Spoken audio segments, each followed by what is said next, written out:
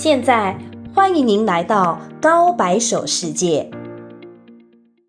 얼마 전 태국의 한 항공사의 비행기에서 한 중국 부부가 큰 분노를 표출한 사건이 있었습니다. 태국에서 중국으로 돌아가는 출발 시간이 굉장히 늦은 저가 항공편이었는데 컵라면을 사서 탑승한 후 승무원에게 뜨거운 물을 달라고 요청했는데 거절을 당했습니다. 물론 비싼 좌석은 라면을 끓여서 주기도 하지만 이런 저가 항공들은 무료 기내 서비스가 거의 없다시피 하죠. 그래서 표값이 저렴한 거죠. 이 항공사는 회사 방침상 기내에서 판매하는 음식을 구매해야 뜨거운 물을 제공할 수 있다고 합니다.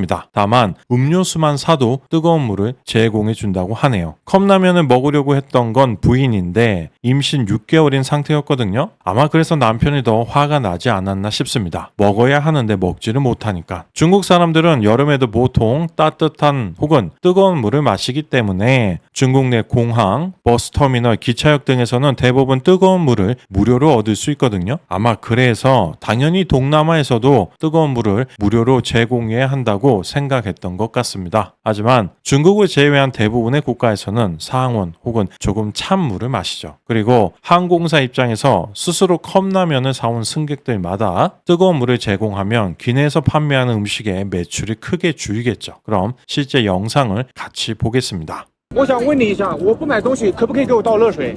不能，不可以是吧？你知道吗？我可以叫警察的。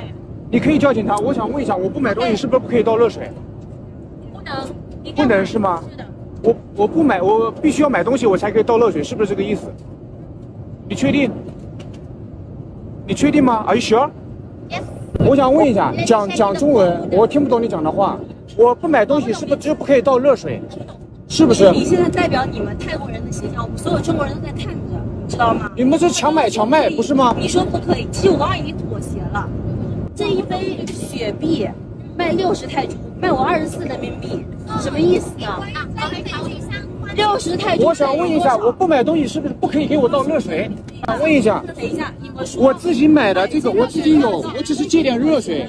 但是你们卖的太贵了，60泰铢等于多少泰铢？我这有杯子，我这有杯子，我这有杯子，我只是要热点热水，仅此而已。 결국 이 부부는 중국에 도착했지만 태국 항공사가 현지 중국 공항 관계자들에게 이 부부가 촬영한 영상을 삭제해달라는 요청을 해서 삭제하기 전까지 공항을 떠나지 못하게 합니다. 항공사 입장에서 걱정스러운 건 이 중국인 부부가 스튜어디스의 얼굴을 찍었기 때문에 만약 이 영상이 퍼지면 안전 문제가 발생할 수도 있는 거니까요. 하지만 이 부부는 결코 영상을 지우지 않았고 영상을 안 지워서 공항을 못 떠나게 했던 것인데도 불구하고 화장실도 마음대로 못 가게 구속했다며 강한 불만을 제기하기도 했습니다. 일반적으로 외국에서 중국인이 무시를 당한다거나 불친절한 대우를 받았다며 중국인이 SNS에 올리면 무조건 중국인을 감싸는 경향이 있습니다. 그러니 이 일을 SNS에 올렸겠죠. 하지만 이 사건과 관련해서는 중국 내에서 치열하게 찬반 여론이 갈리고 있습니다. 요즘은 중국 사람들도 해외에 많이 나가고 저가 항공을 타본 사람들도 많아서 그런 것 같습니다. 다음은 이 사건에 대한 댓글들입니다. 저 사람들은 중국인들을 괴롭히는 거다. 중국인들이 인도네시아 공항 KFC에서 뜨거운 물을 제공받을 때는 약간의 팁을 줘야 한다. 다른 나라 사람들이나 인도네시아 사람들은 무료다. 내가 직접 겪은 일이다. 이 댓글이 만약 사실이라면 인도네시아 KFC 주주 중에 중국인 혹은 화교가 있는지를 알아봐야 합니다. 동남아에서 중국인만 별도 비용이 발생하는 경우는 중국인 혹은 화교가 운영하는 사업체인 경우가 굉장히 많습니다. 사실 만약 내 부인이 임신하고 비행기를 타서 저런 상황이 되면 나는 바로 돈을 낼 거다. 어떻게 더 편하게 올지만 생각하지 다른 생각은 더 하지 않을 거다. 다른 사람하고 언쟁을 벌일 일은 더 없다.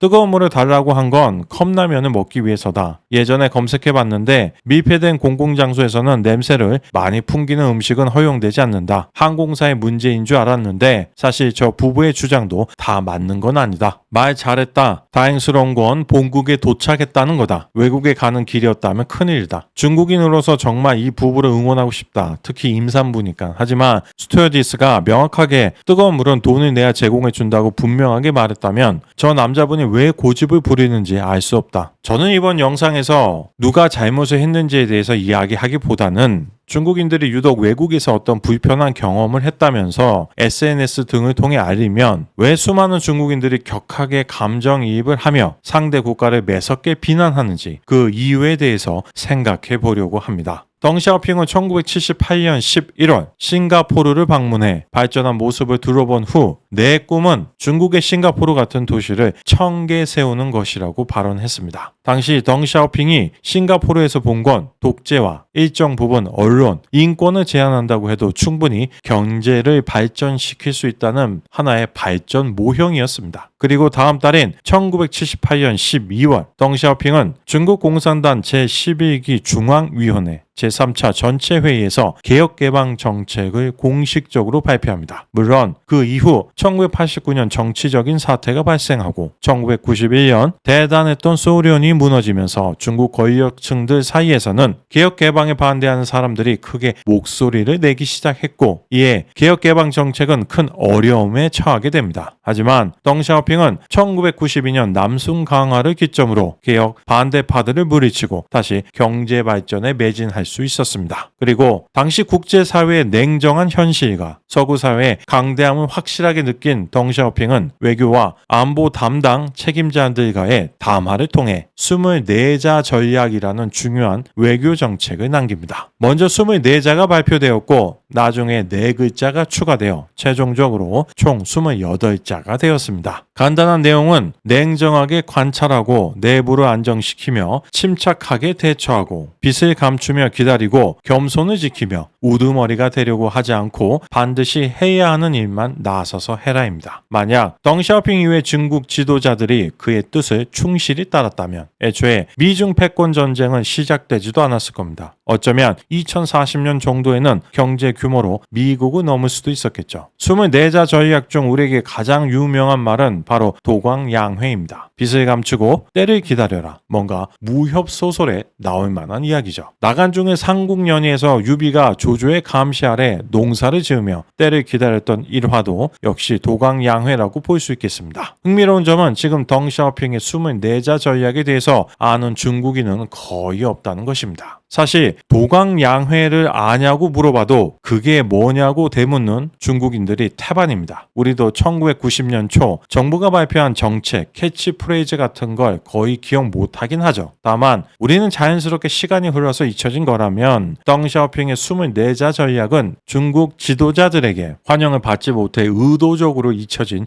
정책이라고 볼 수 있겠습니다. 24자 전략은 결국 함부로 나대지 말고 조용히 힘을 키우라는 뜻인데 사람이라는 게 칼을 차고 있으면 한번 휘두르 보고 싶고 권력을 가지고 있으면 사용해 보고 싶은 존재이기 때문에 덩샤오핑 이후의 최고 영도자들은 중국이 강해질수록 중국이 가진 힘을 사용해 보고 싶은 욕망을 주체할 수 없었을 것입니다. 그러니 24자 전략이 인민들에게 회자될수록 자신이 하는 일이 덩샤오핑의 유지에 반하는 행동이 되는 것이기에 애써 무시해왔던 것입니다. 최근 들어 중국의 외교 방향은 잘랑 외교입니다. 전쟁 늑대 외교. 덩샤오핑 때하고 비교하면 180도 전환이 된 거죠. 중국몽은 중국 공산당 제10차 전국대표대회 개최 이후 시진핑 총서기가 제시한 중요한 지도사상과 중요한 집권 이념으로 2012년 11월 29일에 공식적으로 제안되었습니다. 중국몽을 중화민족의 위대한 부흥을 실현하는 것이고 근대 이래 중화민족의 가장 위대한 꿈으로 정의했으며 이 꿈은 반드시 실현될 것이라고 표명했습니다. 물론 중국의 최고 지도자 입장에서는 도광양회처럼 숨어서 힘을 키워야 한다 보다는 나를 믿고 따라오면 내가 좋은 국가를 만들겠다가 훨씬 말하기도 좋고 지지를 받기도 수월하겠죠. 그래서 우리는 원래 위대한 문명이었다. 다만 청나라 때 국력이 무너져 몇백 년 동안에 치욕을 당했던 것뿐이다. 이제 우리의 국력이 다시 강해졌으니 세계 최강대국에 걸맞는 대우를 받아야 한다. 우리의 원래 자리를 되찾아야 한다. 중국 공산당을 지지하면 우리 모두 더 강해지고 잘 살게 될 수 있다며 교육기관과 언론을 통해 세뇌시키는 거죠. 당연히 중국 인민들 입장에서는 나는 그냥 가난한 국가의 보통 사람이라고 생각했었는데 사실을 알고 보니 우리나라와 나는 대단히 훌륭한 존재였다고 하니 얼마나 듣기 좋겠습니까? 그러니 점점 내가 속한 우리가 원래 대단했었고 중국 문화 역시 세계적으로 인정을 받는다는 주장을 점점 더 믿기 시작하는 거죠. 나치 이데올로기의 핵심은 아리아인 우월주의인데 중국의 중화 사상 역시 비슷한 맥락입니다. 중화 사상에 따르면 중국을 제외하면 모두 오랑캐이기 때문입니다. 더불어 중국은 거기에 한 수를 더 떠서 중국 문화마저 세계에서 가장 우수하다는 믿음을 가지고 있는 것입니다. 중국의 한복은 중국의 복식이고 김치가 중국의 음식이며 한국 문화는 전부 중국을 베낀 것이라는 주장을 왜 하겠습니까? 분명히 세계에서 가장 뛰어난 건 중화 문명인데 자기네들 문화는 인정을 못 받고 오히려 한국 전통 문화와 대중 문화가 각광을 받으니 한국 문화는 원래 전부 자기네들 문화라고 해야 중화 문명이 세계에서 가장 뛰어나다고 주장했던 것이 틀리지 않게 되기 때문에 그런 거죠. 그리고 중국 안에서 한국 영화, 드라마, 노래들을 듣지 못하게 하나형으로 막고 있죠. 안 막으면 우리가 위대한 중화 문명이라고 하더니 사실은 별거 아닌 것이었구나 라고 생각할 수 있으니까요. 요즘 중국에서도 VPN을 사용해서 한국 콘텐츠를 볼 수 있는데 하나형이 무슨 소용이냐고 생각할 수 있습니다. 하지만 만약 하나형이 없었다면 중국에서 한류의 인기는 10배 이상이었을 겁니다. VPN을 사용하는 중국인이 그렇게 많지 않습니다. 대부분 해외에서 유학하다가 귀국한 중국 유학생들이 유학생활 중 사용했던 SNS 때문에 쓰는 경우가 많을 뿐 대다수의 중국인들은 국가에서 허용하는 것들만 보면서 평생을 사는 겁니다. 영상을 시작하면서 말씀드렸던 해외에서 중국인이 불친절한 대우를 받으면 쉽게 화를 내는 이유는 그동안 중국 인민들은 중국이 미국과 맞먹는 세계 강대국, 위대한 중화 문명의 나라로 교육받아 왔기 때문에 외국에 가면 당연히 환영을 받을 것이라 생각해 왔는데 실제로는 중국에서 온 중국인은 나를 잘 대우해주지 않기 때문에 그게 부당하다고 느끼게 되는 것입니다. 쉽게 이야기해서 잘 대접해달라는 거죠. 하지만 중국은 정치제도, 경제제도, 사고방식 등 여러 방면에서 글로벌 스탠다드와 거리가 있는 경우가 상당히 많기 때문에 자신들의 방식이 마치 최고인 것처럼 강요하면 안 되겠습니다. 오늘 영상은 여기서 마치겠습니다. 시청해주셔서 감사합니다.